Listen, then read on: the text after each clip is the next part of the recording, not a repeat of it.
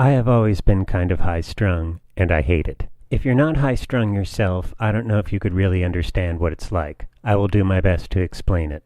Now, a high-strung person is easily annoyed, easily upset, easily irritated. These people are a pain in the ass to be around, but a bigger pain in the ass to actually be. I'm guessing that if a regular person is on the freeway and he misses his exit, he would think, "Oh fiddlesticks, I missed my exit. Well, I'll just get back on the freeway and continue on my way. No harm done." But if a high-strung person misses his exit, he will feel a cold chill rush up his spine and yell great obscenities at the top of his lungs as his head has now instantly been bombarded by images of getting lost looking for a freeway entrance in an unfamiliar area, people honking at him if he has the audacity to slow down to read a street sign, and some smug prick telling him that this never would have happened if he had just gotten a smartphone with a GPS. If you're high-strung, you admire people that can stay cool, and you wish you could do it too. You wish you were James Bond, but you know that you're Basil Fawlty. You wish you were Bugs Bunny, but you know that you're Daffy Duck.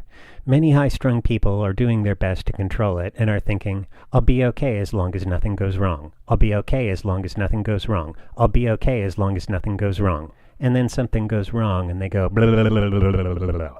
All of these situations are usually made much worse if there is anyone else present, because they generally start saying, "Why are you getting so upset over nothing? It's not a big deal. Calm down, calm down, calm down. Why the hell aren't you calming down?" I'm not actually high-strung all the time. It comes and goes.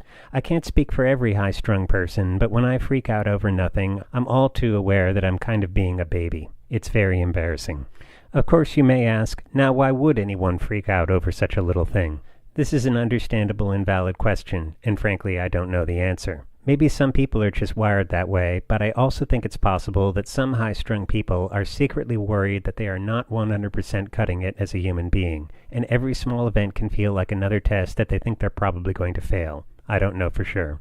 Anyway, sometimes the people around you know the exact stuff that winds you up, but they do that exact stuff anyway. Can't really blame them. High-strung people can be very entertaining to annoy. I have to admit that I occasionally feel twinges of resentment because people for the most part are willing to be very accommodating to others based on their religion, politics, or dietary restraints, but tend to just get mad at you if you become overly anxious.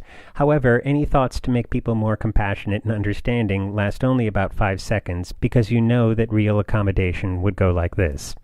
"Oh, don't worry. Give me the keys. I'll drive. I know you get very upset when you drive.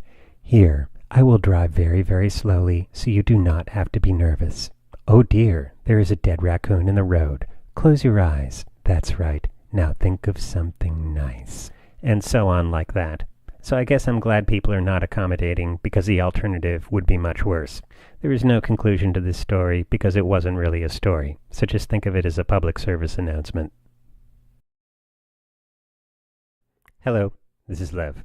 In addition to these videos, I've also been doing a lot of new comics lately. You can see these at my Tumblr blog. The link is in the description of this video. And as always, please subscribe. Have a look at this video and this one. You can contribute to this project at Patreon. Thanks very much for your support. Thanks very much for watching, and cheers.